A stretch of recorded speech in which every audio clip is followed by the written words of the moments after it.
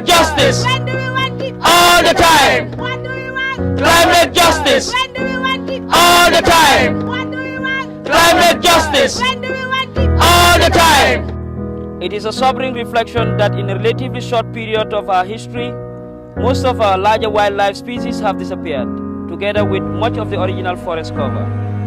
The survival of the wildlife still remaining with us, and the setting aside of protected natural habitats for them is the concern of all of us. It would be tragic if this priceless natural heritage, the product of millions of years of evolution, should be further endangered or lost for want of proper concern. This concern is a duty we owe to ourselves, to our great African heritage, and to the world. Thus, I solemnly declare that my government pledges its untiring efforts to conserve, for now and posterity, a wide spectrum as possible of our remaining fauna and flora.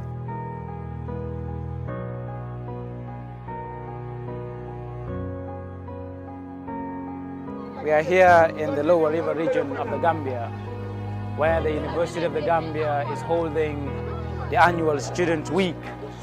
It comes every year in the month of January, where students or hundreds of students gather to discuss on pertinent issues regarding education, health, environment, and so on and so forth. And this year, the theme for Students Week 2018 of the University of the Gambia Students Union, the theme of discussion is climate change and of course climate adaptations in our societies and the roles and responsibilities of our societies and young people as a whole. This year's theme is premised on the fact that climate issues are actually pertinent in national development, and they are also affecting society. So this is why we thought it wise to choose it as the theme, which reads Building Climate Change Resilience, in trying to cope the issues and the problems that society is facing as long as climate change is concerned.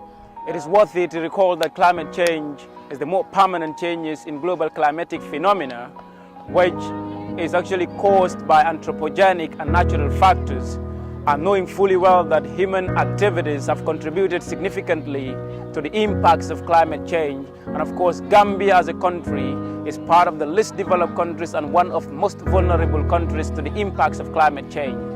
In Gambia, our main source of income is agriculture. But for the past years, we realized that this had been declining simply because of the problems associated with climate change. And if this continues, it is going to affect human existence. So students' unionism is not just about discussing issues affecting students, but as students, we are social entities in society, and we also need to work towards solving issues that are within the society.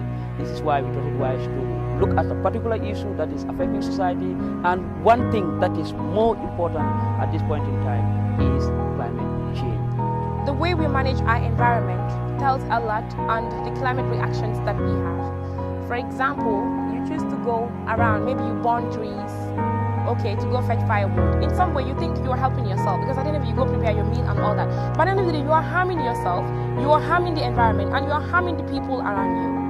So I think issues like climate change is very, very important that we bring in such issues to actually enlighten the public, to tell the policymakers about our perception, how we see climate change to be, the importance of climate change.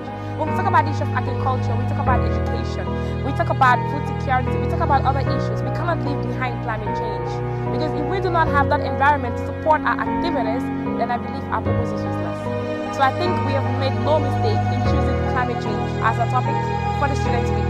We couldn't have any better topic than climate change. Our areas, which used to be very fertile, are now barren, and the overall agricultural productivity has declined dramatically. In fact, rain-fed agriculture will drop by 50% in 2020 if climate change is not combated.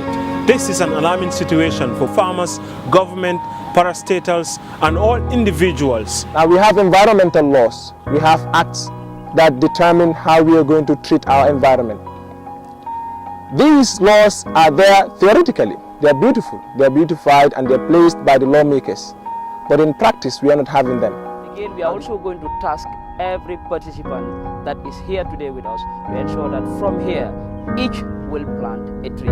Wherever you are going to do it, but just ensure that you plant a tree and take care of the tree for the betterment and the amelioration of the issues that we are facing as long as climate change is concerned. This flora and fauna has been significantly lost, and there is a need to restore our forest parks, as we have only 66 in existence. Therefore, the remaining flora and fauna of our country requires protection, and the protection can only be done by the younger generation. And that is why Greenup Gambia is set to champion the Greenup 1 Million project, which is one youth, one tree. Climate justice.